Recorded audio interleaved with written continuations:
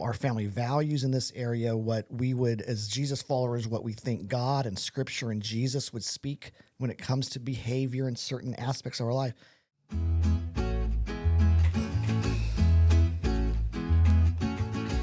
Well, hello, everybody. Hi. Very happy theme song. For a happy day. Wow. Happy podcast day. It is a happy day. It is. We're well into fall. Mm-hmm. Is it fall? Yeah. Yes. Yeah. I don't know if are we I can't well tell into in fall, or we're California. No. There's some seasons here, but most of the time I have no clue what part of the year we're in. Especially today, it's like 85 degrees out there. It's unbelievable. Going up to 92. Crazy. I was watching a TikTok or a YouTubes or whatever the youngsters watch. YouTubes. And they were talking about if it wasn't for pumpkin spice lattes, Californians would have no idea that it was fall. That's how what we I'm know, saying. it's fall because Starbucks has pumpkin spice lattes. That's how we know it started. As a non-California native, I can tell you we need those clues because I'm like, what? Where am I? Yeah. Well, what season it is? Hey. I can't tell you how many times I'll be like, next summer, and it's like summer, or like next winter, and I'm already in winter. I don't know where I'm at in the year. Yeah, I love it. I seasons. Who needs them? Yeah. Who needs them? So, non-California listener, where are you from? Who invented seasons? I was born in Chicago, but grew up mostly late elementary, middle school, and high school in Buffalo, New York. So Buffalo, we definitely New York. had seasons. I think seasons, we have like serious 3 seasons. listeners in Buffalo. Oh, 3 where are my listeners. Buffalo There's people? 3 people in Buffalo. All 3, the entire Buffalo population listens to this little podcast. I actually have 2 other, it's really 3 friends because it's a married couple that are my friends, and then another buddy that all grew up in Buffalo. Wow. And how did you meet them? Youth ministry circles. Gotcha. Yeah. Because that's way far from where we're at. It's wild. It's a different world, but. Okay, well, everybody, welcome to another episode. As always, Kurt Johnston, Grace Yoon, and back in the saddle. Yay. After, 3 episodes? It was without 3 him? weeks, 3 episodes without producer Chris. Ladies, give yourself a round of applause. Oh, wow. I'm back. He is back. He is back. We know. He just proved our point in one of our previous episodes. Yes. When James was filling in. And James was going to be very not. Hands off. Yeah, hands off. Fingers off. Yes. Is a better fingers off. Buttons off. And we joked saying, Chris would be hitting buttons left and right. And sure enough, there you go. Well, Chris. Oh, it's good to have you good to have back. you back. I missed you guys. It's Yeah. great to be back. Yay. Yeah, we've been praying for you and your wife and just going through some challenges. But Yeah, it's for all sure. good. The Lord's good and Yeah. faithful and Yeah. awesome.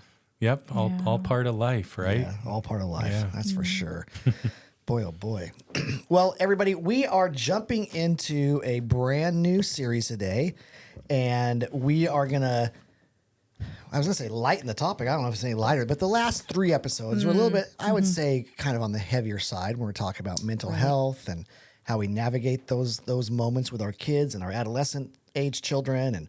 And this week, we kick off a 3-episode series that we're calling Building a Harmonious Home. Yes. Building a harmonious home. Just reducing the drama. Reducing the drama in the house. Say that 3 times fast. Building a harmonious home. Yeah, and reducing the drama in the house. We'll see. We'll see about that. The jury's out. That remains to be seen if we can do anything to help reduce the drama in families' homes. But we're going to talk about it. Yep. And hopefully share some insights and some learnings along the way. And so we're just going to, without further ado, we'll jump right in. Right. Today we're talking specifically, Grace, on the subject of, well, Chris, you just talked about it, reducing the drama. That's right. Right. How do we as parents, what might we do to just lower the drama level a notch in our homes? Yep. That's right. Maybe lower the temperature. Maybe create atmospheres where there's less likelihood for certain types of drama. I mean, when we think about drama, my first thought on it is we talked about, and the title of the series is reducing the drama, not eliminating. Yep. So I think the first reminder for parents as we jump into the topic is there's no such thing as a drama-free household. True. And, ever since the fall of man, because of our own nature, every household, every family throughout history has had its fair share of drama. Billy Graham's family had drama. The Pope's family that he grew up in had drama. Mother Teresa's family had drama. The Johnstons. The Johnson family. The Johnson Are family perfect. has had pretty close to perfection. Pretty close to perfection. We have had a fair amount of drama, largely caused by yours truly. Yeah. Because when you say the fairly perfect, close to perfect, my kids and my wife are pretty awesome. But boy, I can create the drama. Usually unintentionally. Just my personality tends to bug people, I guess is maybe the best way to say it. Anyway, but as parents, as you're listening, I just want to set a realistic bar for the conversation. And I think that goes without saying. We all know. But I do think that there are times when we think, man, if I was doing this better, if I was more intentional, and by the way, I think intentionality is a huge part of reducing the drama. But regardless of your level of intentionality, your level of spirituality, drama and families go hand in hand. So let's just own that out of the gate. That, yeah. Let's just own it out of the gate. And by the way, you go through seasons. If you're raising teenagers and all of a sudden there's more drama in your home than there was 4 years ago, of course. Yeah. It's the nature of adolescent development. It's the nature of kids growing into their own worldviews. They're starting to think different. They're flexing their independence muscles. They're questioning for the first time what mom and dad believe and why do we have these rules and why do we have to go to church or why won't you let me quit the sports team if I don't like it? All this stuff. They're just pushing. It's wired in to the developmental process of becoming young adults and moving into adulthood. And so, of course, if you're raising teenagers, your home is more likely to have more drama or at least different types and probably more elevated Temperatures. Yeah. The number of dramatic events might be the exact same.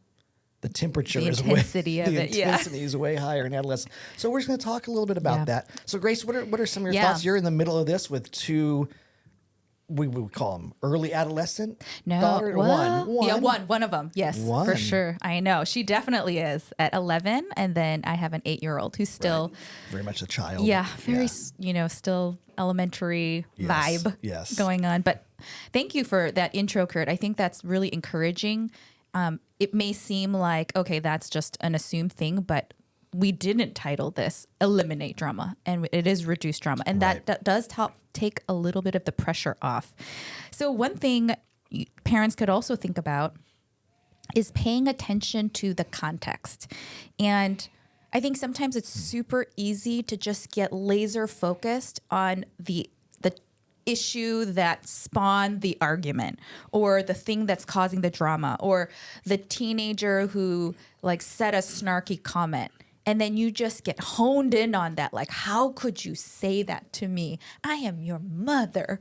And all of the argument and the heat can go into the subject. But one tip that I would have is sometimes there are other things going on in the context that might help, like we said, help you as a parent just not lower the intensity a little bit of your reaction, because it could be things like they're hungry or they're tired. These external elements that doesn't excuse a certain behavior, but it could just help us realize a larger perspective that just gives us a little bit of more calmness and discernment about the situation without necessarily very easily jumping to a reaction of my child is just the rudest child ever and it's all going downhill. So one acronym that I read that I found helpful for me is HALT,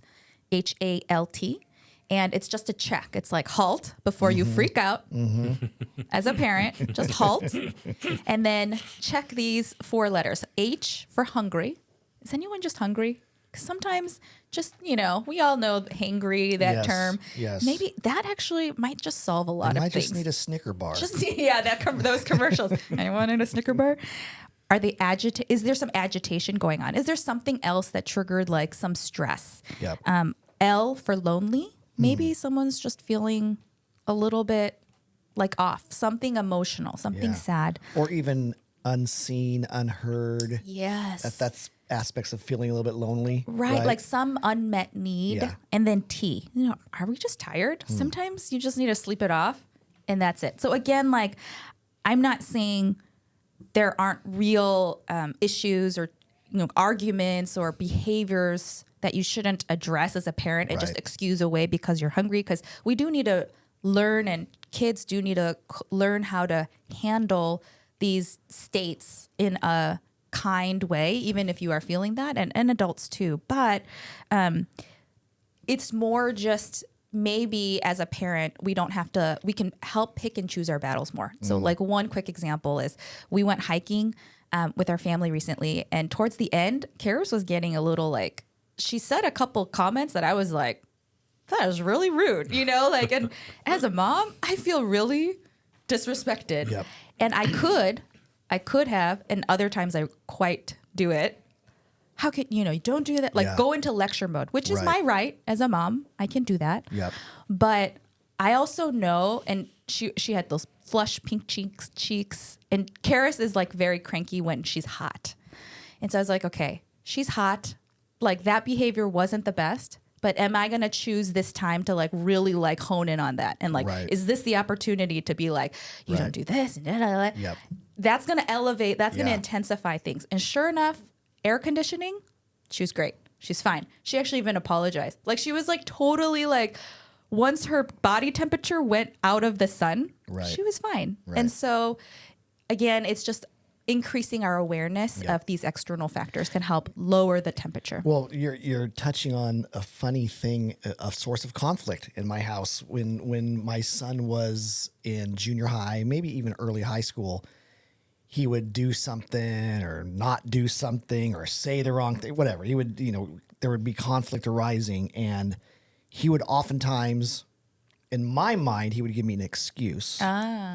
And I would always say, "Hey, I don't need an excuse. I just need it not to happen again, or whatever." Right? Like, classic. So I don't want to hear this. Classic Gen X dad, right? Like, and he would say, and this really is what you were just getting at. He would say, "Dad, I'm not coming up with an excuse. I'm just explaining myself." And I was like, well, no, that's an excuse. And as I've matured and grown a little bit, and even hearing you say it, it doesn't make the behavior right, but there can be some extenuating circumstances that explain why they may be behaving. What is contributing to this conflict? That's right. To this mood, to this disrespect that my child's showing, whatever it is. Right. It doesn't mean we excuse it away, but there are oftentimes like genuine explanations that are kind of setting the context or setting the stage for some of the conflict in our home. Right. And that just might help you as a parent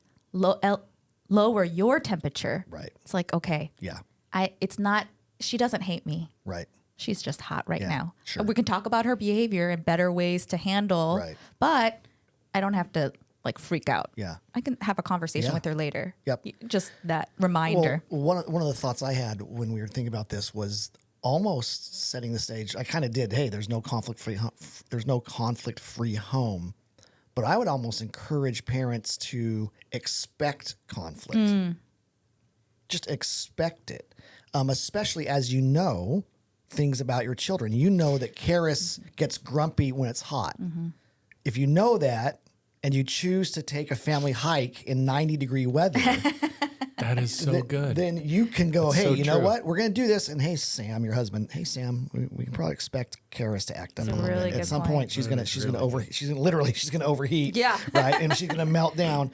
But if we expect conflict, and the more we know about what are those triggers, what are those buttons that get pushed, then we're not caught off guard by it. We're more emotionally prepared when it shows up.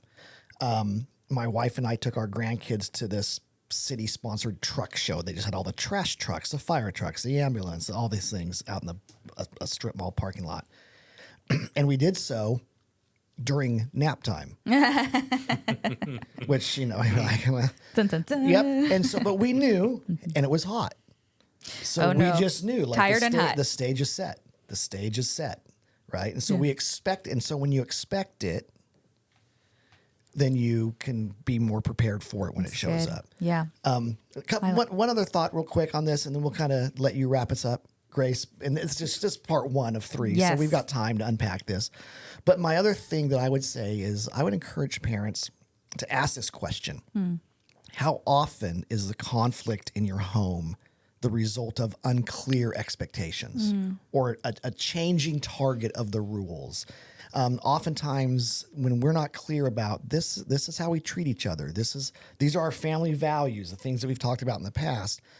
This is our expectations around grades, around homework, around how you treat your friends. Just how much of the conflict arises because our kids are trying to navigate stuff, and we've either not explained to them or helped them discover the right and wrong in this area. Our family values in this area, what we would, as Jesus followers, what we think God and Scripture and Jesus would speak when it comes to behavior in certain aspects of our life.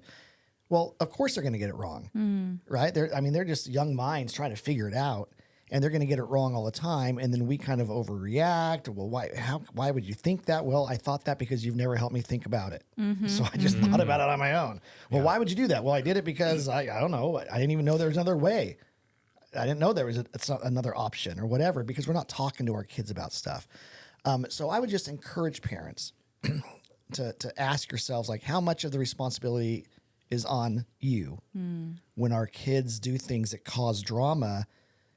Again, you don't excuse it. Bad behavior is bad behavior, whether you talked about it. You got to address the behavior, but at least there's this extra layer of grace.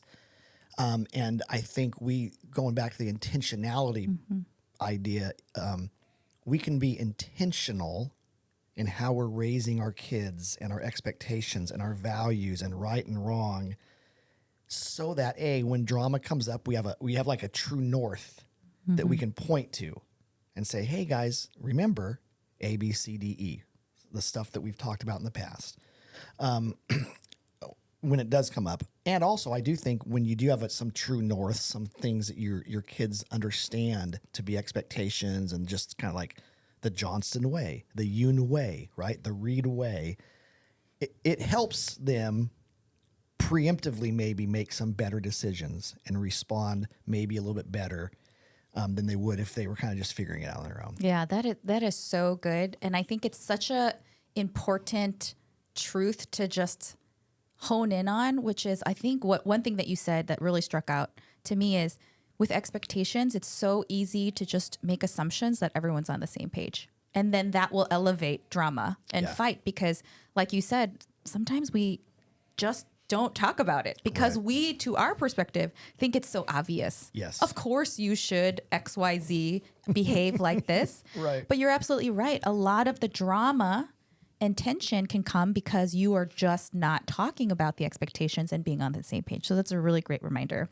A couple other things I have, and we could wrap up, is two other ways to really help reduce drama in your family is, as parents, not letting fear of other people's opinion be the parent. Yep. And what I mean is, sometimes I feel like as a parent, and I can speak for myself, we react to a behavior with such intensity, not because we are thinking clearly and saying, this is a behavior that, I don't think is appropriate, and let's talk about it, and let's figure out what our expectations are.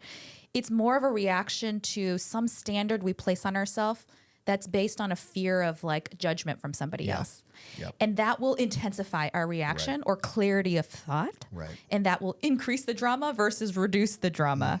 And again, if that drives us and we're not conscious of it, it almost is taking away our power as parents to make good decisions and discernments of how we react to our kids. It's just being dictated by other people, what we perceive to be what will the other what will people's the neighbors opinions. think? Yeah. Right. What will the neighbors think? What will the people at church think? Right. If my son cuts his hair that way. Yeah. Or whatever. Exactly. And I actually experienced this with some of my friends. It's like when kids are running around, like the other way, where I saw that in my parent friend, is like the kids are running around kind of screaming, like being really hyperactive. It didn't bother me. I mean, at some point we might be like, okay, guys, let's take some deep breaths. Let's calm it down. And let's like not scream that loud. Right. We can do that as parents, but like, it's not like this, I can't believe you're running around and screaming as a kid. Yeah. Like, how dare you? But my friend had that reaction. And later, I think when we were kind of unpacking it, some of it is like, well, it was like they didn't want to burden us, or like, what would we think about their kids yelling? It's like, oh, but my kids were running around yelling too. So it all just kind of gets commingled with this complexity of this fear of shame and judgment that can elevate the drama. Because if you do have that, you might yell at your kids more, harsher than maybe it really warrants at that time. You could just tell your kids, let's tone it down, but not like, oh my gosh, you're embarrassing me. And like, and how can you do that? And all of that will create more stress and tension with your kids too. And that will elevate the drama instead of reduce it. And then one of my last thing is, and it goes to your point, Kurt, about the power of being intentional, is to teach kids communication skills specifically around difficult emotions. And one framing of this that I find really helpful is to think of interactions around difficult emotions as a puzzle rather than a problem. So normally we view it as a problem, like you are annoyed. Right. Or like siblings are annoyed. And so when someone is annoyed, like when in the past, Zoe was really annoyed at Karis singing really loudly around the house all the time. We all know that feeling. You like, your heart jumps up. You're like, oh my gosh, that's so annoying. And then what do you do when you have that emotion? You're the worst. You're the worst sister ever. Stop singing like, you're always bothering me. Right? Like the drama escalates in the house. And normally we see that as a problem. Guys, why are you fighting? Like, stop it. Stop the problem. But if we think of it more as a puzzle, it's like, okay, what do we do? How do we solve this puzzle when you have this difficult emotion? What can we do to put the pieces together in a more thoughtful way? Right. And so and I won't go into it so much here, but we're happy to go into it in like future episodes if we want to, is that you could actually take some time as a family and start building out some scripts with your kids. Okay, when you feel annoyed, what are some practical tips you could do? Okay, let's just do 3 things. Number 1, Zoe, you do 10 jumping jacks, like, and that could represent like taking a pause before you react, like just small things to teach these skills to your kids that is actually helpful for adults to do too.